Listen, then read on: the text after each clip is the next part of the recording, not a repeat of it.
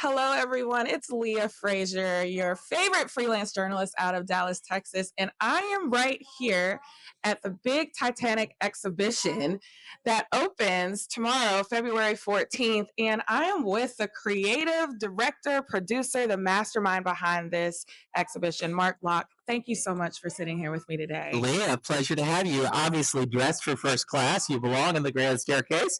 Good to have you. Now, y'all gave me third class. When you walk in, they're going to tell you what class you are, and they're going to give you an actual person that was on the Titanic. And Mark put me in third class. Security, we need to. Leah, you're in the wrong part of the ship. This actually, a reproduction of the grand staircase. We're all very familiar with this room. Yes. Jack and Rose meeting at the clock. It was the centerpiece. It was the place for the rich and famous to gather. And only first class passengers were allowed in this part of the ship. This is fantastic. We make reference to the movie. There's actual artifacts here. There's even artifacts from the film. I mean, Mark, how long does something like this take to put on, to research, to produce? This is fascinating. Well, actually, two answers to that question. We've been here about 6 weeks in the venue setting this up, and it starts with just a blank slate. You have to put floor covering down, you have to put lighting in the ceiling, theatrical lighting grid, and then you start to build the sets. Then you move the artifacts in. So that takes about 5-6 weeks. But we were last in Dallas 25 years ago. I know, Fair Park, y'all. Yeah, which is amazing. And I remember it well. And I was 6 or 7 then. Just kidding. But that's we've kind of learned and progressed and always made adjustments along the way. So if you saw the exhibit back then, you'll see things you remember, but you'll also see some new things that we have. In fact, when you reference the artifacts, the largest collection we have ever had, 350 artifacts, real pieces of history as you walk through the exhibit.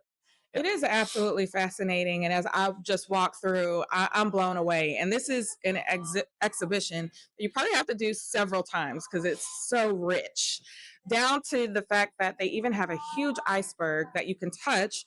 And it's 2 degrees higher than what the water was, but it gives you a glimpse as to what they really felt. Like, it's that sensory. Yeah, when you first experience. walk into that gallery, I think you see it's a theatrical presentation. You see the iceberg off in the distance, much like Frederick Fleet, the guy up in the crow's nest without binoculars. But he rang the bell and gave the warning, iceberg right ahead. But as you approach the iceberg and get closer in our exhibition, you feel it. Wow, is it cooler? And it's actually 2 degrees lower than the water because, I mean, the water, excuse me, you were right in a sense that the water was 2 degrees colder than when you put your hand on our iceberg because salt water freezes at a lower temperature. And all those that were lost that night, the great majority didn't drown. They died of hypothermia. The water was so cold. You can't live long in that cold water. So it's interactive, but it's also, I think, very emotional. As you stand there and you pressure, and you have the luxury of pulling your hand away and going, oh, that's cold. But imagine what it was like. And there's so many moments like that here. But I want to backtrack just a little bit. Mark, when did your fascination with the Titanic begin? Well, because it began so long ago. He doesn't want to reveal his age. Yeah, exactly. 106. I barely know. Titanic actually found me. I was like most folks. I saw the movie. I was like, oh, isn't that meaning Cameron's film, Jack and Rose and the whole thing. But it was right after that, because that was 97, I think, when the film came out. That's when I started to I was asked to design an exhibition. I said, well, I got to learn about this. And I've been so fortunate over the years to be around experts, historians, to go out and dive the ship. We can talk about that. I can't wait to talk about that. Yeah, to go down in a submersible. So full disclosure, knew as much about the Titanic as the next person, saw the movie, but then Titanic found me. And for the last 25 years now, it's been a big part of my life. That is absolutely incredible. And I think one of the first things I noticed as well, just kind of tying that all together, is when you walk into the exhibit, before you actually enter through the doors, there is a statement that talks about our very human connection to this story and why people from around the world are almost obsessed with the Titanic. In your own words, why do you think people all these years later were still fascinated with this monumental point in time? That's the word, fascinated. 114 years coming up here in April. And we'll be here in Dallas for the anniversary, April 10th, 1912. Yeah. Wow. Yeah, 100. Okay. I got that math right. Yeah. I think it's because this story started out with such great hope and optimism, energy, excitement, the largest moving object ever made by the hands of man, right? And I get to be on board. I'm traveling in first class, and even if you're traveling in third class, imagine, those were what we'll call simple immigrants, but people with such hopes and dreams of arriving safely in New York, sailing by the Statue of Liberty. And for so many, that didn't happen. And I think the exhibit's laid out in a way that you feel that excitement. But then when the story turns, the true story, then you go, wow, this was, it was called the practically unsinkable Titanic. Well, it sank. And we realize how fragile life can be, how uncertain life is. And I think, especially when I see families go through, they're looking at each other towards the end of the exhibit, and you have your boarding pass in your hand, and you realized your passenger, your a real passenger, maybe didn't survive. You go, boy, it could happen to any of us at any time. So value life, cherish the ones you love. We've heard this many times after tragedies. Tell the people you love that you love them every day, because that's what this story was. It was the whole the full scope of emotions.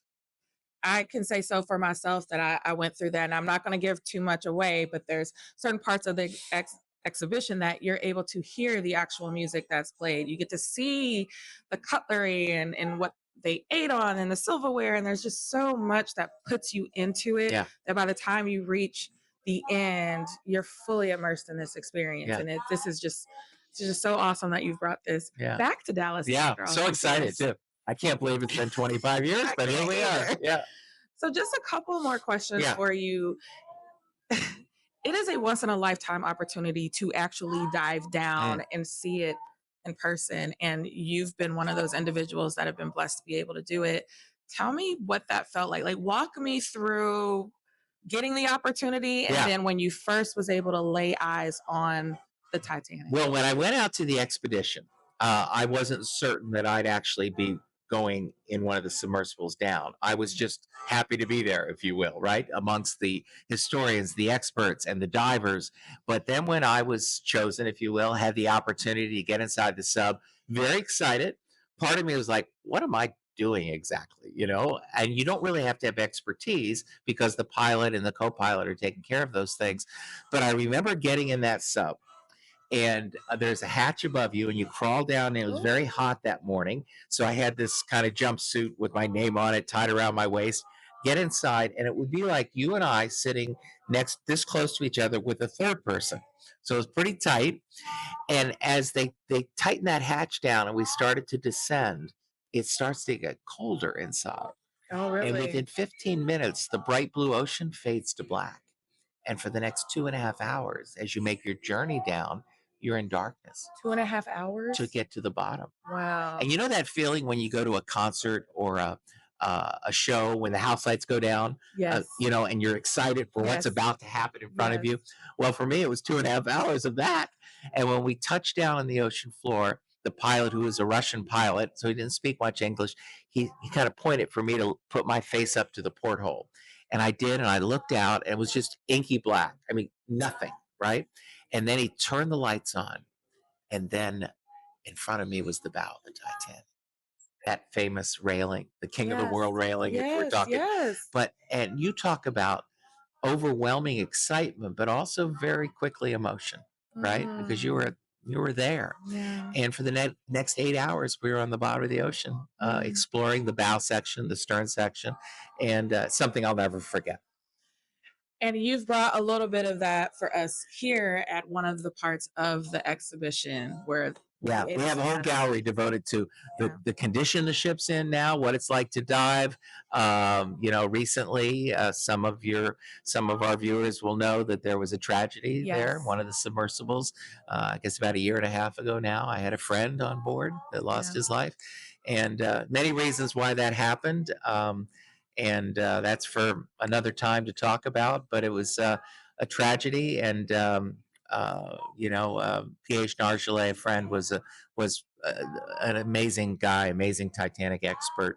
and he was lost in that sink. So there you go. You know, when PH got inside that sub that day, he had every expectation of coming back to the surface safely. Yeah. And sometimes we're not in charge of those things, you know. Well, my condolences to you on the loss of a friend, Yeah. but it also speaks to, again, the magnitude of what this means Yes. for so many people.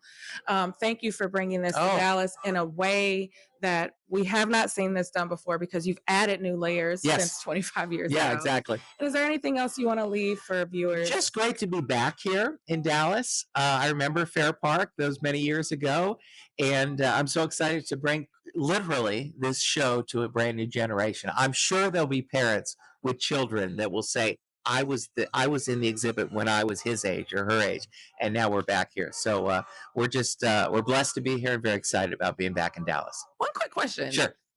Any commentary from James Cameron, or did you guys meet, or like what? Anything? Had the honor of taking James Cameron through the exhibit, and we share that brotherhood, if you will, sisterhood of going down to the ocean floor. So we talked about that, and I admire him so much. Obviously, he's a filmmaker, but he cares so much about this story as well. And he, so many things, you know, even though the Jack and Rose story was fictional, so many other details in his film. He a great amount of attention to those details, so historically accurate. And over the years, he's done other films, you know, more documentary style or scientific style. He's one of the great submersible divers in the world. He's gone to the deepest part of the ocean. So to be with James Cameron was an honor, obviously, and we walked through the exhibit together. Well, thank you for all of these rich stories that we don't get to hear that often, Mark. Thank you so much for all that you've done, especially for the city of Dallas. We're super excited. You guys, if you want to come check us out, we're right here off of Preston and Beltline. The address info will be in the caption, as well as ticket info and where you can buy your tickets. It's only here for a limited time. So I would say run, don't walk, to catch the Titanic exhibition. We have so many people that show up the day after we close, go, what do you mean it's closed? Even though we're here for months and months. So come on over quickly. You heard it here from Mark. Thank you, everyone.